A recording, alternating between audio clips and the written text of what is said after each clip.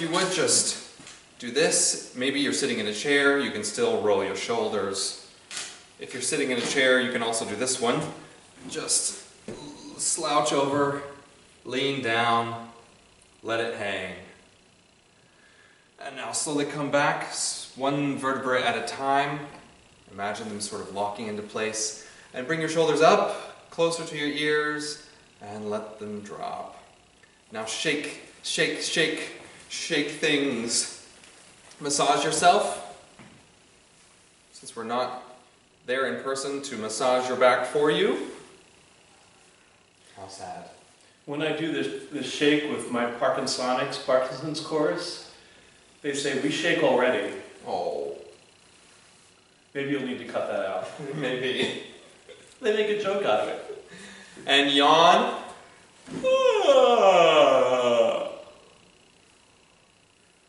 Maybe mimic your dog or your cat, turn to them and go. And massage your cheekbones, massage your eyes. I'm sure you've been looking at the screen a lot, as I have, so make sure that your eyes are nice and relaxed. Oh, deep low breath. Let it out. Another one.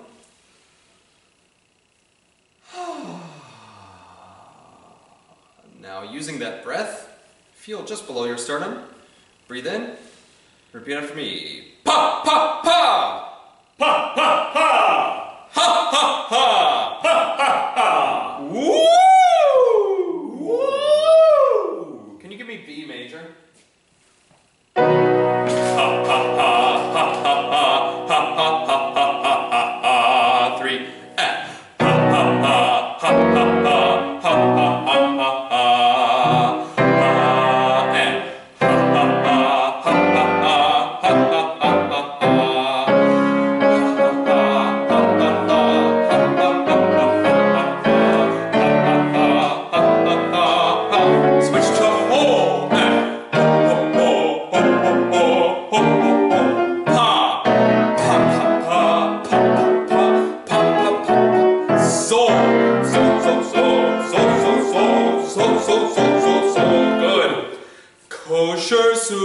Kosher sushi, kosher sushi, yum. Kosher sushi. 3 and go. Kosher sushi, kosher sushi, kosher sushi, yum. Up a half step. Kosher sushi, kosher sushi, kosher sushi, yum. Up a half step. Kosher sushi, kosher sushi, kosher sushi, yum. Up a half step.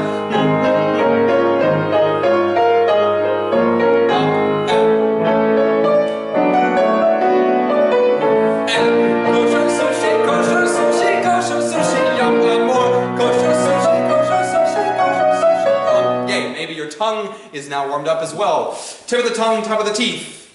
Tip of the tongue, top of the teeth. Tip of the tongue, top of the teeth. Tip of the tongue, top of the teeth. Great. Let's.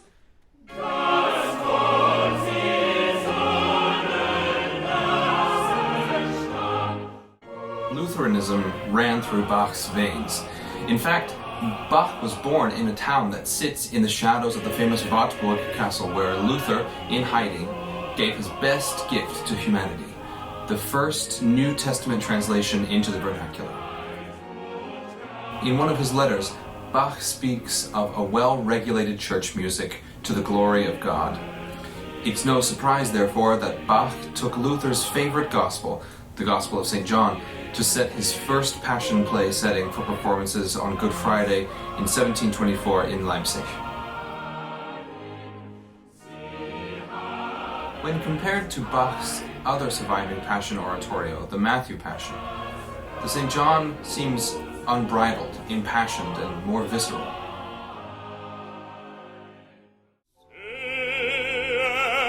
Seht, welch ein Mensch!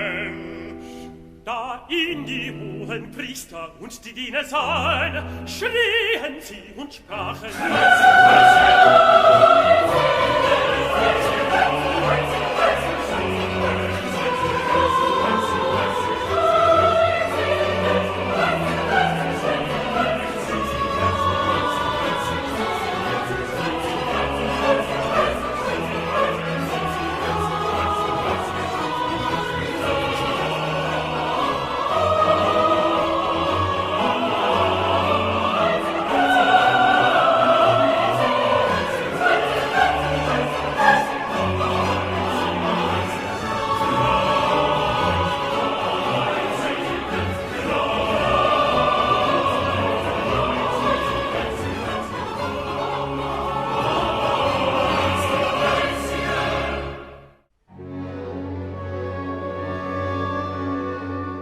It is shorter and slightly less complicated, but also brings the drama of Christ's last day on earth violently and startling into close view.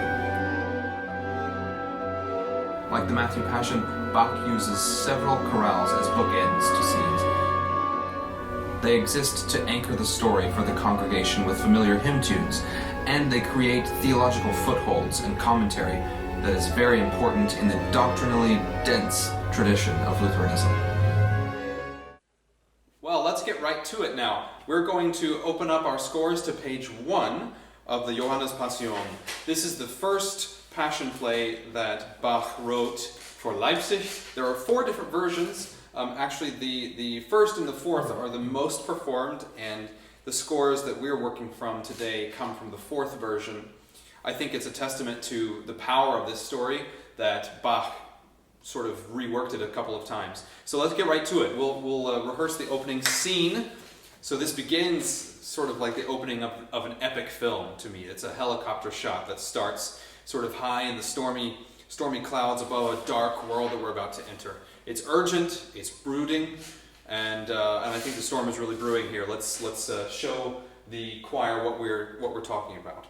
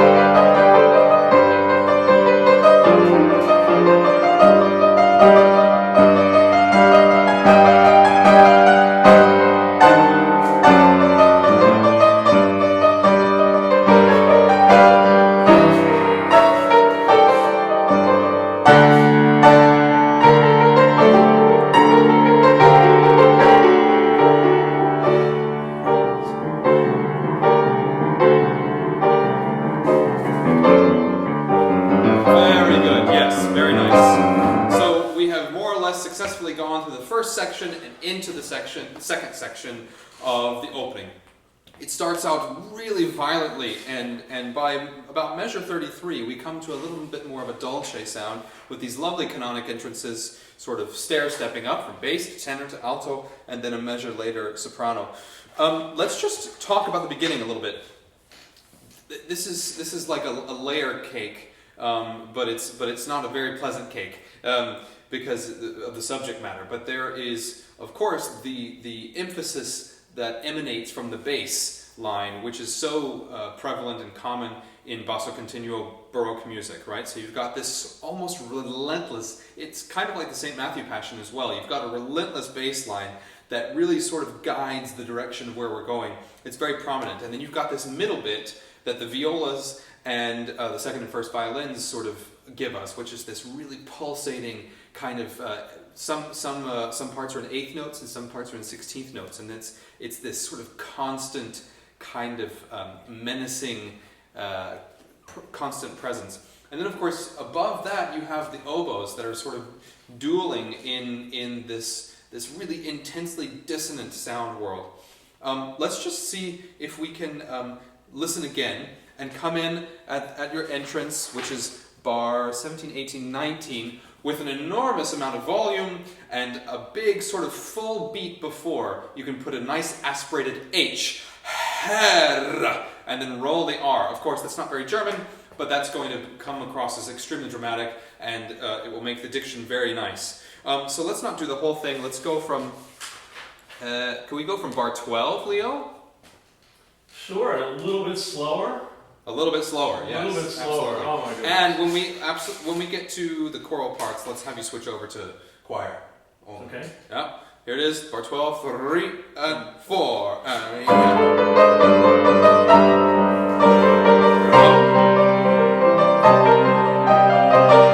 it comes away a little bit.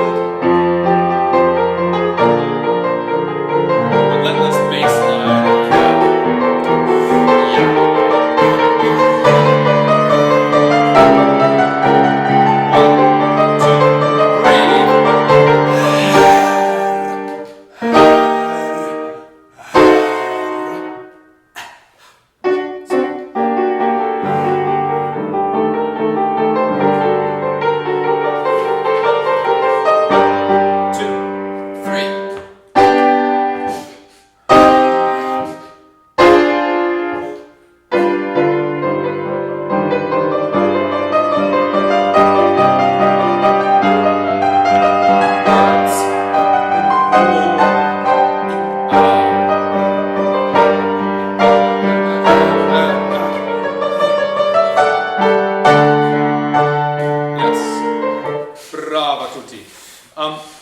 These melismatic sort of passages where you have lots of 16th notes, or sometimes, particularly if you're a tenor or a bass, you have just 8th notes. These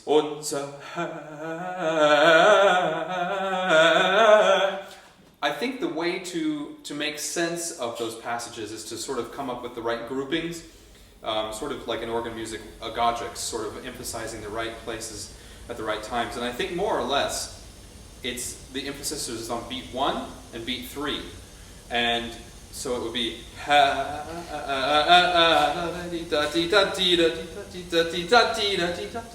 also means that the E and A of beats 2 and 4, so 1 E and A, 2 E and A, 3 E and A, 4 E and A, have this drive forward into the next beat. So for an example, let's just take sopranos and altos by themselves, and then basses and tenors by themselves, with pickup to bar 21. And let's just do it on a la. La, la, la, la, la, la, la, la, la, la, la, la, la, la, la. Okay? On a la, 2 and 3, and la, la, la, la, la, la, la, la. Absolutely. Now the tenors and basses, same thing. Unsere, unser Herr. 2 and 3.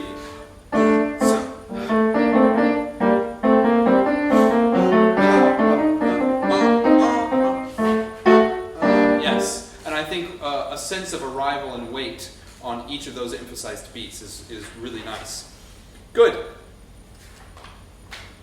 Let's go to bar 19, straight on it.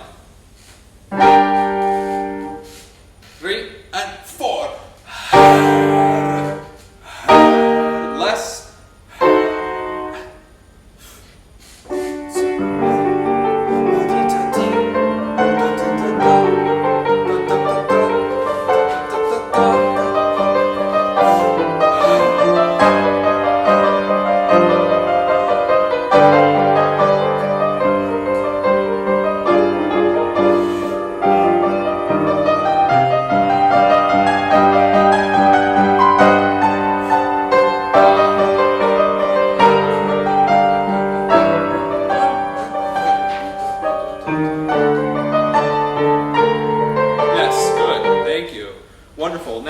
Look at measure 44 really quickly, and then we will put these sections together in a bit. Measure 45, pick up to 44. Can you just sing that for me? I will give you the words first. Just repeat after me. In allen Landen herrlich ist. Yes, and it's a tall instead of a closed E, right? Herrlich ist. Could you please just make sure that we kind of do that Baroque bow that we've talked about before? In other words, it's kind of this Baroque legato that's not quite legato, but almost. So the groupings are by eighth notes. allen Landen herrlich ist. Okay, let's just chant that for a moment, and Leo is going to play our parts at 45.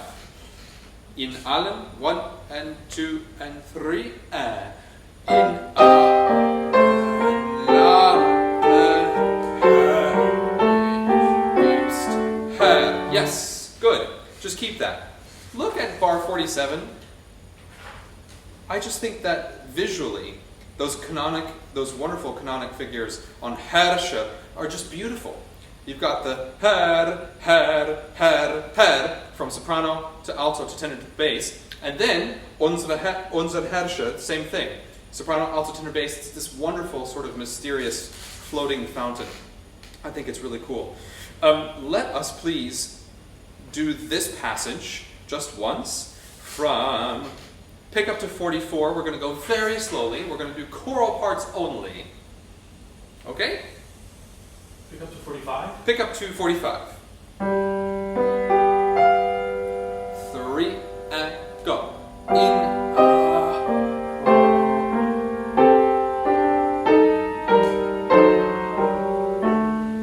Soprano. 4 alto.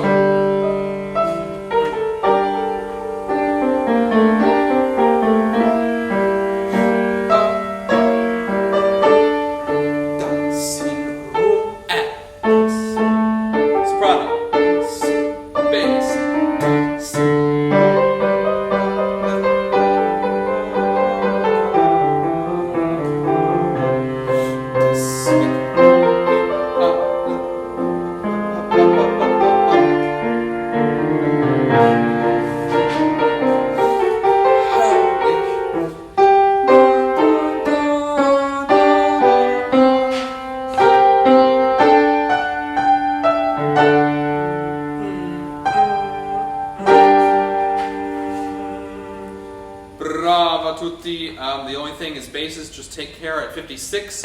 The C remains sharp.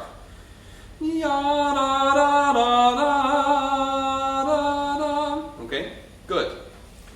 Excellent work there. I think we should probably look at measure 59 through 69. And we should look at it maybe on a kind of individual sectional basis. Because this part actually, I think, they're dubious harmonic shifts.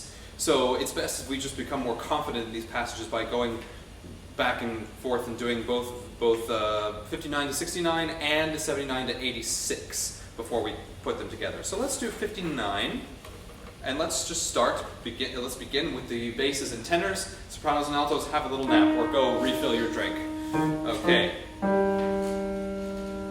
Actually, I'm sorry. Let's begin at 58 with the bass entrance, okay? And nice and light at the top. Let's take the words out and just do la, la, la, la. Okay, here it is. 1 and breathe.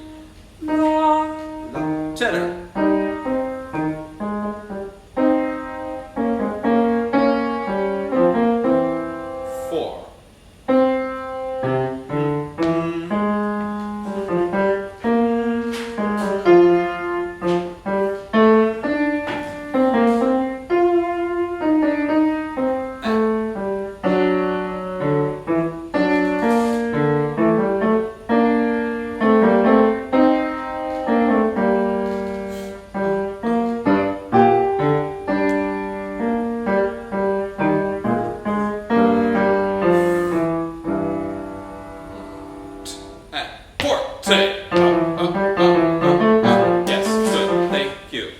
Altos and sopranos, same place, more or less. Bar 59, please. Here we go. Again, nice and light at the top. Neutral syllable, la. 1 and breathe. La. 1 and sopranos.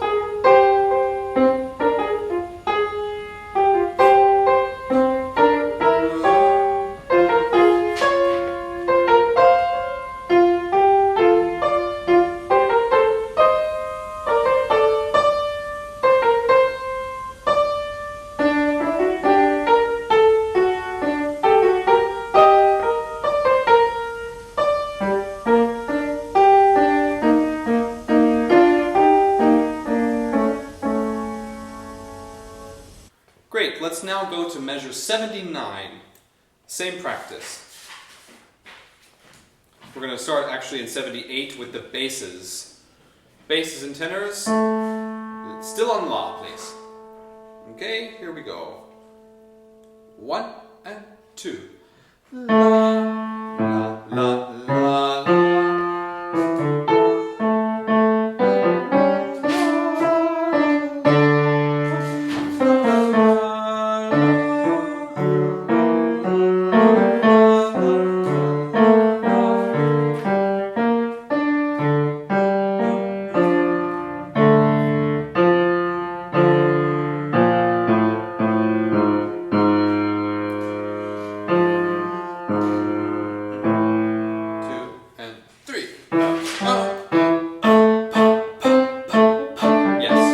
Absolutely. Sopranos and altos. Sopranos, in the comfort of your living room, you're going to sound so wonderful there on that top A piano. Yes? Here it is on La or Oh, any syllable you want. 3 and 4.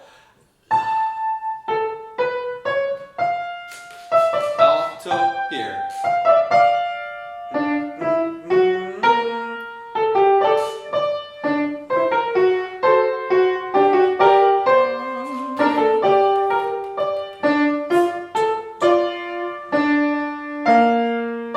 Dolce now, legato.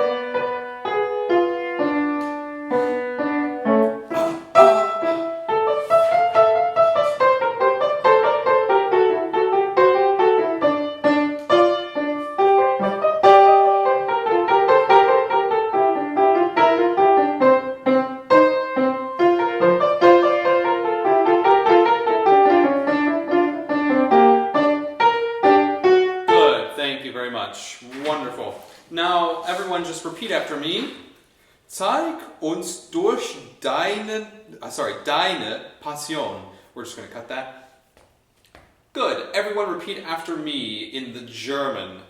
Zeig uns durch. Yes, durch is a very hard word to pronounce in German because it requires multiple locations inside the mouth. Durch. Sort of pull it up at the end. Durch deine Passion, dass du der wahre Gottessohn zu aller Zeit auch in der größten Niedrigkeit verherrlicht worden bist. Okay, well, if you mess it up, I think you're the only one that's going to know. Isn't that great? So let's begin that. Bar 58. Just before we begin, know that measure 69 into 70. It's going to come away, and those half notes are sort of a place of repose. And then, of course, at 69 into 70, the sort of the battering Sturm und Drang sort of feeling comes back, right? This sort of very seasick kind of melancholic brooding thing with the constant 16th notes comes back. So amp up the intensity there, okay? Here we go, from 58, I think, right? Yes. Measure 58. Beat 2 for the basses. 3. And breathe.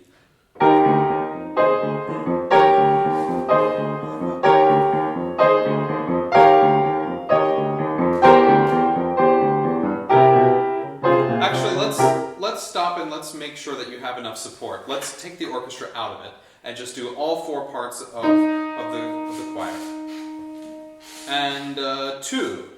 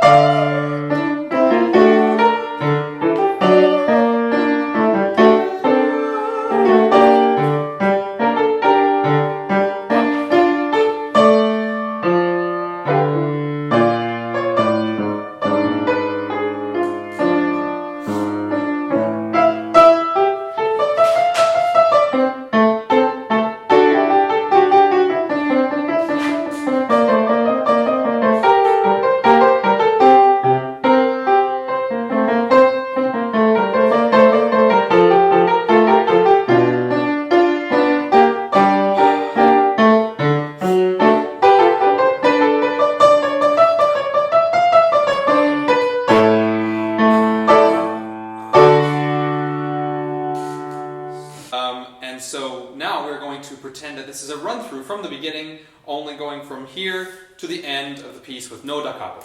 Okay, so this is the beginning once more, and really sort of get into the dramatics of the story, right? I think it is pivotal in the St. John Passion and St. Matthew Passion, and any Passion play. I can even think of James Macmillan's St. Luke Passion that was premiered in 2015, I think, or 2014. If you just let the experience wash over you because it's beautiful music, as music makers, I think we've lost our opportunity to present something really dramatic and sort of on the edge of your seat style music making. And this is not a pleasant story, and I think it should. If you're not startling the audience, I think we're not doing something correctly. Because I think, goodness knows, in 1720s in Germany, in Leipzig, death and loss and grief and scary times were certainly the norm. So that there's a square that you have to pass to go. From the places that Bach worked during the week, and every morning he would pass the square where public executions were regularly being implemented.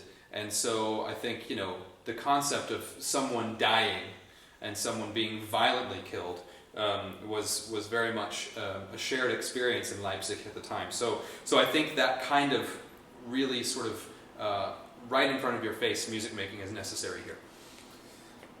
Sermon ended.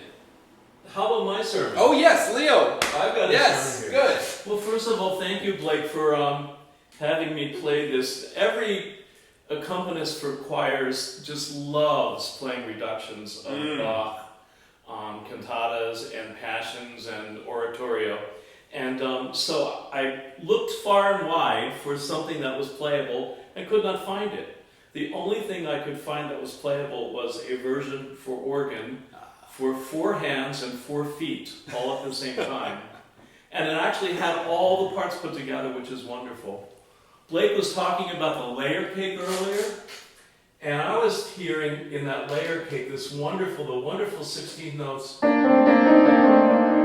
a river flowing, and Bach means brook. So there's our Bach, and then the 8th notes, the heart beating, and then the long notes, the atmosphere above, so kind of depicting from man and earth all the way up into the stratosphere, and it all crying out, Herr. Yes. Amazing, amazing.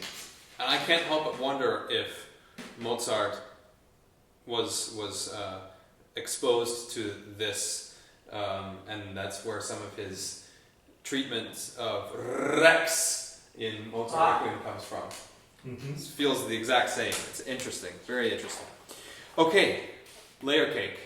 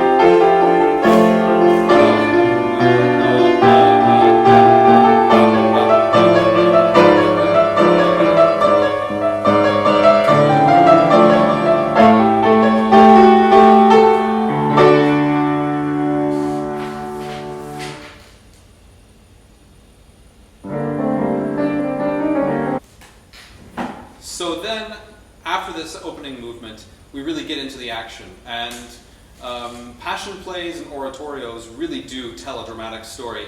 And I think what shouldn't be lost in all of this is that oratorios, almost universally, because of the influence of even early Italian masters like Monteverdi, really sort of follow a pattern. And that pattern is that scenes are sometimes bookended, but certainly ended most often with choruses. And that there is most often an underlying sort of pulse. I call it scenic tempo interrelation. It's important. There's a dissertation coming out about that. And basically what it means is that each scene of an oratorio or a Baroque opera or whatever it might be absolutely has this pulse underneath that sort of connects movements, whether they're recitativos, whether they're ariosos, arias, chorales, choruses, whatever it might be, duets, trios, and operas. So this is no exception. There is sort of a feeling when you get the chorus of accusers saying, Jesus, Jesus, Jesus of Nazareth, or Jesum, Jesum von Nazareth.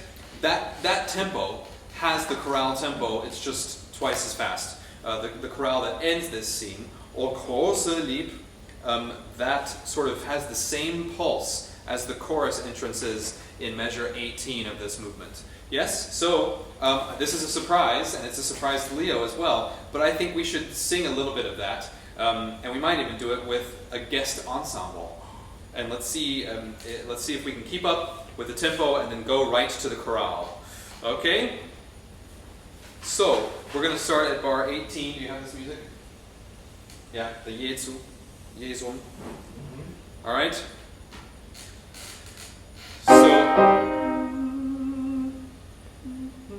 So the evangelist says, "Sieh out fortete an," and by that time we're basically in tempo. So 1, 2, sieh and fortete 1. Jesum, Jesum, Jesum von Nazareth, Jesum von Nazareth, Jesum von Nazareth. And then more story takes place. Story, and then here is the chorale. Page 17, page 17. Just do it on la, or do actually, do, to, do.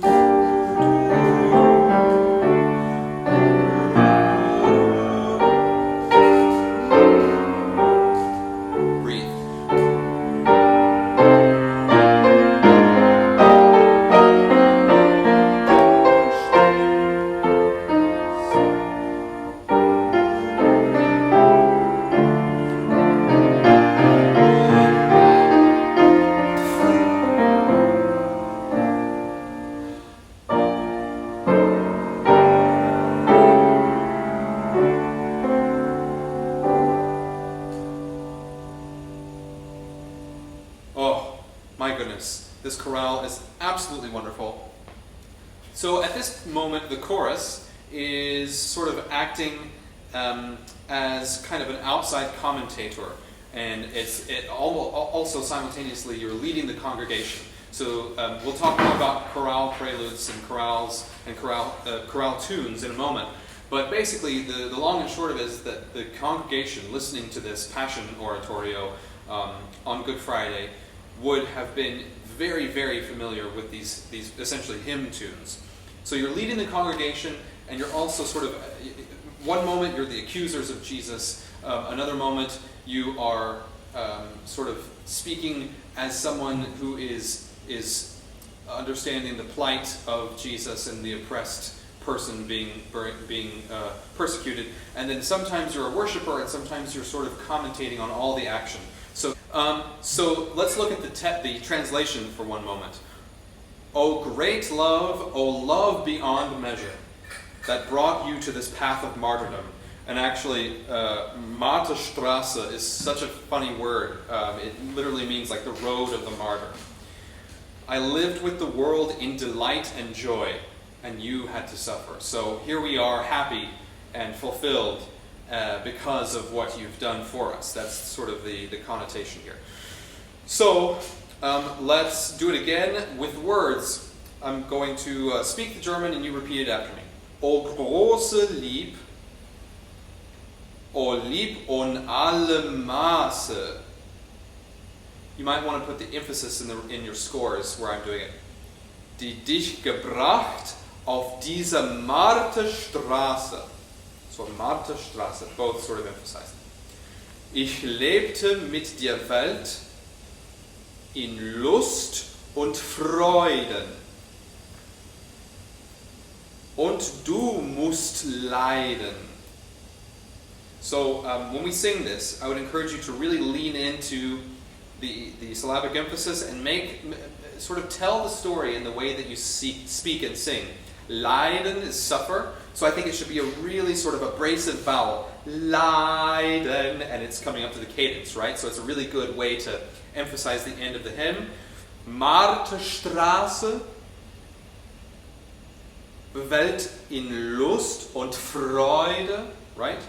So I lived in delight and joy. Delight, joy, Lust und Freude. Okay, and then O große Lieb, O great big love.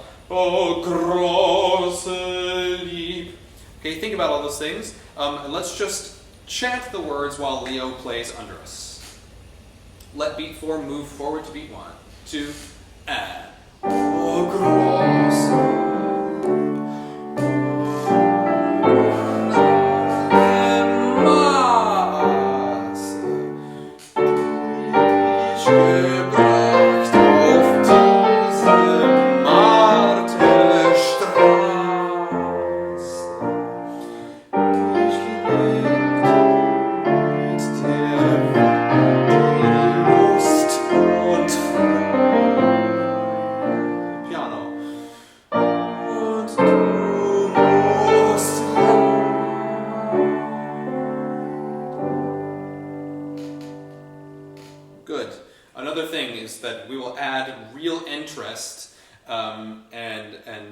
and good diction if we do, just looking at the last 4 measures. Welt in Lust und Freude. Think of the ST as being the entire second half of the note.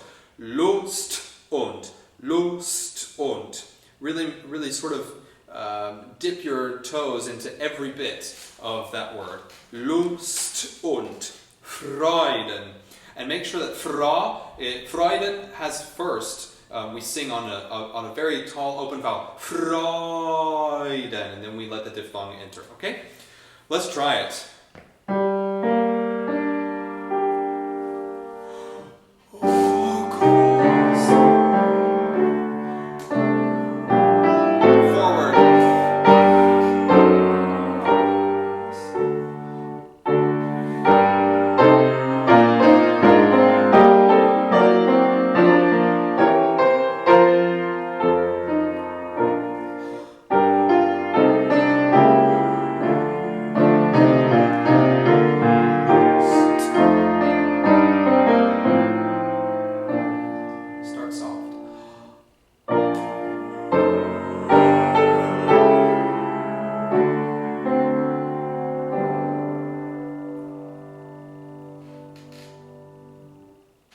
The second chorale we will focus on is the one that immediately comes after this. Basically, the action that has occurred between these two chorales, as the evangelist said, so the evangelist being St. John, so that the world might the word might be fulfilled, which he spoke, I have lost none that you have given to me. Simon Peter, who had a sword, drew it and struck at the servant of the high priest and cut off his right ear. And the servant's name was Malchus. And Jesus said to Peter, put your sword in its sheath. Shall I not drink the cup which my Father has given to me? And then, of course, we very theologically lay out a little bit of a connotation of the Lord's Prayer, and we sort of lay out some really intense Lutheran theology. And of course, Luther was a big fan of the St. John Passion for many reasons, some less savory than others. And so we sing this. Here, this is the translation. Thy will be done, Lord God, likewise on earth as in heaven. So, of course, that is a reference to the Lord's Prayer. Grant us patience in time of sorrow, to be obedient in love and suffering. Check and guide all flesh and blood that acts contrary to your will. So this is sort of basically Christ has said, this is my destiny and my duty to die for humanity. And he's told Peter to sheathe his sword, so now we're talking about your will being done. Good. Let's just do it on do's first. 2, and.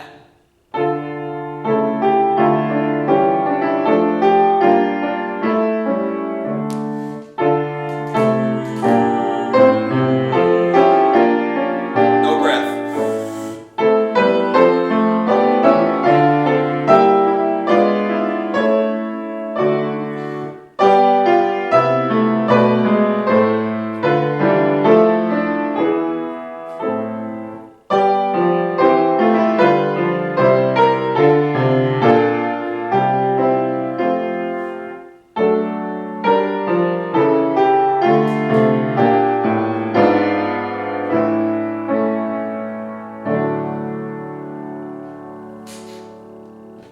Wonderful.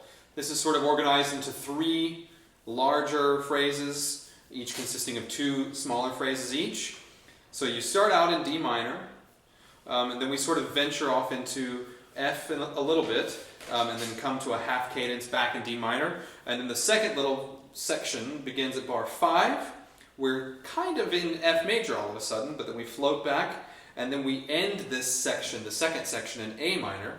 The third phrase, or the third section, beginning at bar 9, we're back into the land of sort of C major, which is it feels very distant from D minor.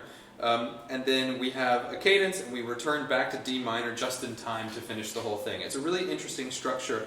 It's not your typical 4-bar phrase kind of thing. It's divisible by 6 and 3. I think that's really interesting, and maybe has some theological elements to it, being divided into 3 parts. So just repeat after me. Dein Will geschehe, Herr Gott zugleich, auf Erden wie im Himmelreich. Gib uns Geduld in Leidenszeit, Gehorsam sein in Lieb und Leid, Wehr und Steuer allem Fleisch und Blut, das wider deinen Willen tut. And I would really, really emphasize Fleisch und Blut. Flesh and blood when we sing it. Okay, let's chant. Here we go. Dein Will, 2 and 3. Dein Will, Herr Gott, zugleich auf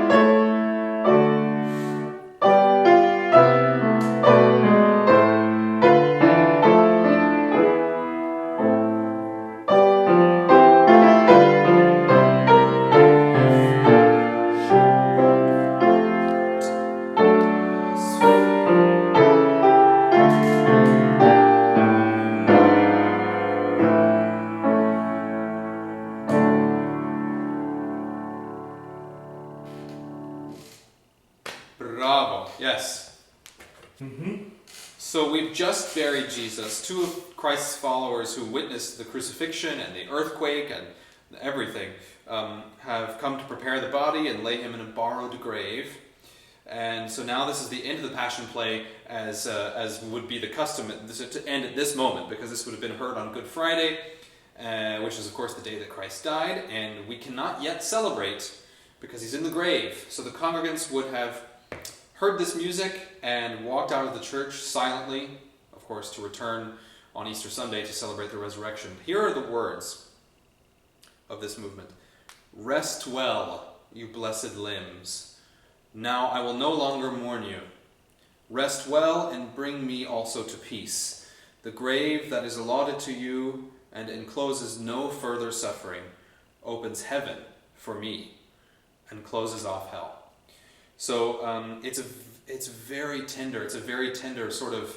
I think we as the chorus are now the two folks who are preparing the body. We have the limbs of Christ in our hands, and by the way, theologically, we're the ones who've done it, right? Because of all of our baggage as humans, we've caused this man to suffer, and so we now sort of give a sort of final salutation: rest well, rest tenderly, and I think it's very powerful. Perhaps we should do some pronunciations so that you can get right on singing with words.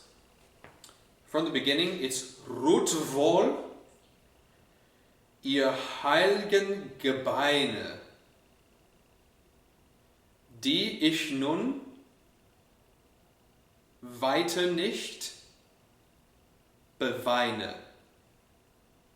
Ruht wohl und bringt auch mich zur Ruhe, and bring also to me your peace.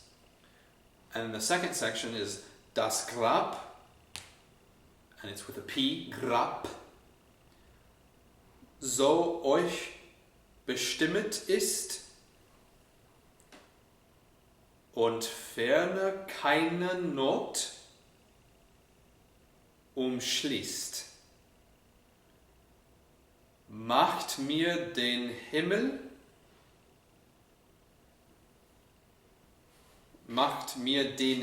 auf und schließt die Hölle zu. Good. Maybe we should just sing a little bit. Let's do some singing. Let's begin at bar 12, right? 12. 1, 2.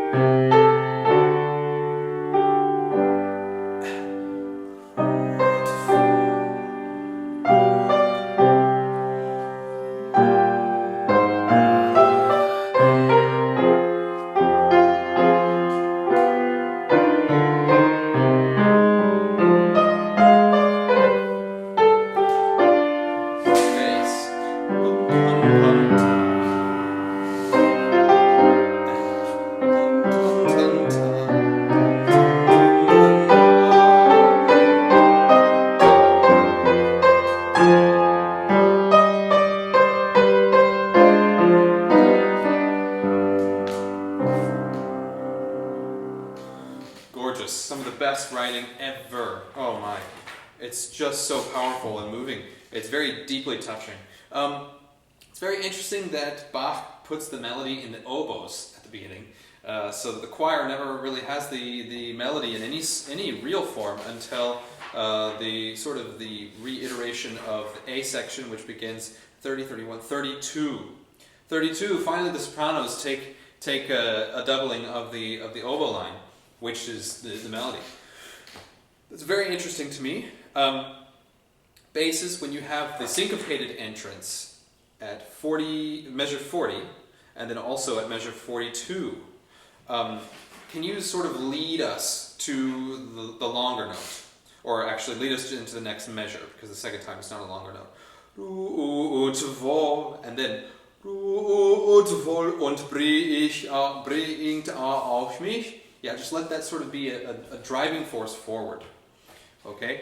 I think the only note things that are challenging are perhaps the Neapolitan chord in bar 45. So let's go back to 40. Let's just sing at 40, whatever you have, with special attention at 45. Okay, here's bar 40. 1, 2, and breathe. Bass.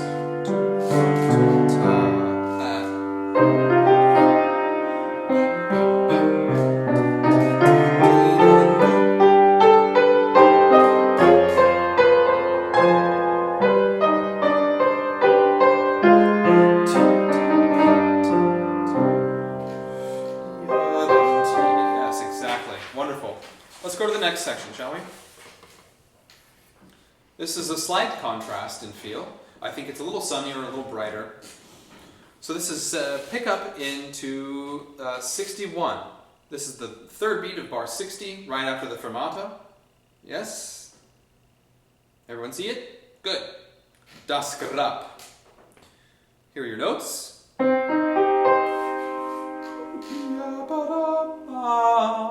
Okay. 1 and 2. Yeah. 1 and 2.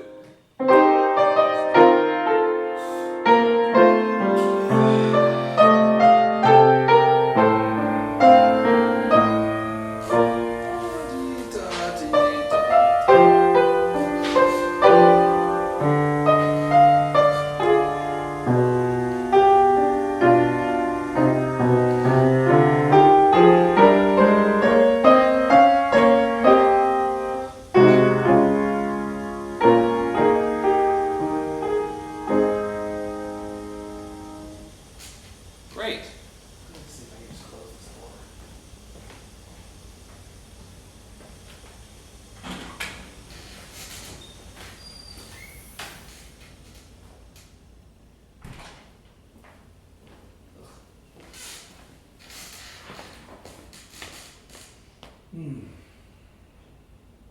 Next section. Pick up into 77. This holds a little bit of the challenging moments in this movement, and it's very motet-like. It's very cool. So let's go through it. Let's take the words out of the equation and just focus, particularly when we are in the world of bar 82, bar 83, bar 99 through 115. Just be focusing on intervals. Finding those intervallic qualities, and don't worry about words. Okay? Here it is. Pick up to bar 77. 1 and 2.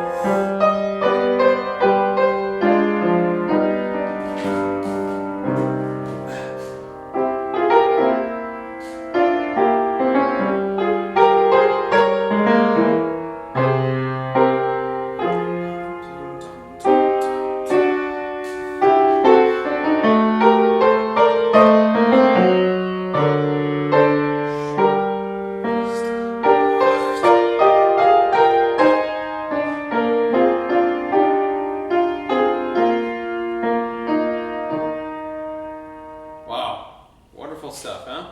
It gets very light and sort of angelic here at the 120, 121, 122. No basses. It's interesting. Basses get quite a rest. Good. Well, maybe we should do a run-through of this movement. Blake, this gesture in the beginning, that descending. So weeping, isn't it? It's weeping and like the nodding of the head in death, and the symbolism of Christ dying. Yeah. Wow. What a cheery way to end our time together, eh? Good. This is really meaningful music. It's beautiful. It's absolutely wonderful. Okay, let's insert all the words everywhere and let's just see how far we get.